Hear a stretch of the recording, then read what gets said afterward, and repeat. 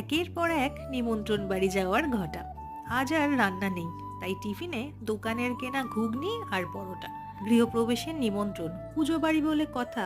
ভাবছিলাম কি পোশাক পরি। হালকা ঠান্ডা, তাই 3/4 স্লিভ ব্লাউজের সঙ্গে পরে নিলাম একটা শাড়ি। কিছু কিছু অকেশনে মনে হয় শাড়ি ছাড়া বেমানান। অবশ্য শাড়ি পরতে যেয়ে খুব ভালোবাসি, তাই নানান অকেশনের অজুহাতই হয় কারণ। কি ভাবছেন, শাড়ি পরতে আবার অজুহাত লাগে নাকি? চাইলে তো রোজই পরা যায় শাড়ি। সে তো ঠিকই, ছোট থেকে মা কাকিমাকে শাড়ির আঁচল কোমরে বেঁধে সবটা সামলাতে দেখেছি। কিন্তু আমরা কি আর অত পারি? জেনারেশনের সাথে সাথে বদলাচ্ছে অভ্যাসটা, ব্যস্ততার জীবনে। তাই মাঝে মধ্যে খুঁজতেই হয় অজুহাতটা। থাক সেসব কথা। হালকা করে সেজে গুজে হয়ে নিলাম তৈরি। কেমন লাগছে জানাবেন কিন্তু। চললাম গৃহপ্রবেশ বাড়ি। নেক্সট পার্ট শেয়ার করছি খুব তাড়াতাড়ি।